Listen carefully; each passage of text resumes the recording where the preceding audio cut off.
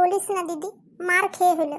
যা মার খেয়েছি, যা আমাকে কেলালো, একবারে আমার মাথা পাতা ভেঙে দিল। এই এখনই হসপিটাল থেকে ব্যান্ডেজ করাই আমি এই ঘর ঢুকছি। আচ্ছা সেটাই তো জানতে চাইছি, কি করে হলো? তুই তো শুভ্রর ঘর গিয়েছিলি, তো ওইখান থেকে তো মাথাটা ভেঙে গেল কি জন্য? বলছি তো দিদি, মারামারির জন্য হয়েছে। বারবার তুই কেন জিজ্ঞাসা করে কাটা গায়ে নুনে ছিটা দিচ্ছিস? ব্যথা করছে, একটু কিছু দিবি তো দে, মলম ফলম। তো ডাক্তার দেয় এত ব্যান্ডেজ করে দিল, তো ব্যথা করছে, কিছু ভালো মন্দ খাবার করে দে, তাইলে যদি মাথার ব্যথাটা যায়। তুই তো মারামারি হয়েছে তো ওইখানেই তো হয়েছে, সুব্রতের ঘরের কাছে। হ্যাঁ, সুব্রতের ঘরের কাছে নয়, সুব্রতের ঘরেই হয়েছে। সুব্রতের ঘরের মধ্যে তোর মারামারি হলো, ওর তোকে কেউ বাঁচালো না? ওর বউ তোকে কেউ বাঁচালো না? না, শুভ্রই আমাকে মেরেছে। তা আমাকে কে বাঁচাবে? ওই তো আমাকে মেরে আধমরা করে দিল। তাহলে দুই বন্ধুর মধ্যে মারামারি হয়েছে তো কেন?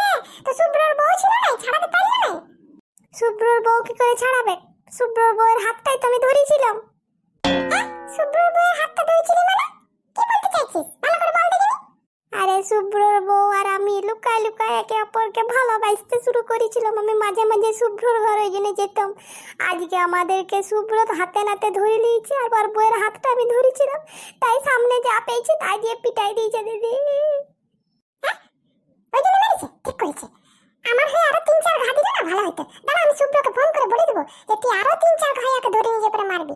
লোকের বিয়া হওয়া বউকে ভালোবাসবে, ভাগাই নিয়ে যাবে, তোদের মতো ছেলেদেরকে মারবে না তো কি করবে? ঠিক করেছে শুভ্র, তোকে আরো ভালো করেছে। আর তোকে আমি মলম দিব, তোকে আমি খাবার দেবো, তোর ওই মাথাটাতে আমি আরো ব্যাট দিয়ে একবারই মেরে দেবো, যাতে আরো 4 দিন বসে থাকিস। আমাকে একদম মুখ দেখাবি না, শোর কোথাকার। যাই এখান থেকে। কি বলছো দিদি তুমি? এ বাবা, তুই মরা কান্না কান, আমি চললাম এবারে। তোর সাথে আমার আর কোনো কথা না। তোর ওই মুখটা আমাকে দেখাবি না। একেই তো বাজে ছিল, এখন আবার তো ভেঙে গেছে, আরো বিচ্ছিরি লাগছে দেখতে। মুখ দেখাস না, আমি চললাম। ভালো তো আমি একা বাসি নাই, আর হাতটা আমি একা ধরি নাই, শুভ্র বউটাও তো ধরেছিল। ওকে কেউ মারলো না, আমাকে মেরে দিল। যত দোষ বেটা ছিলাদেরই হয়, বেটি ছিলাদের কিছু হয় না।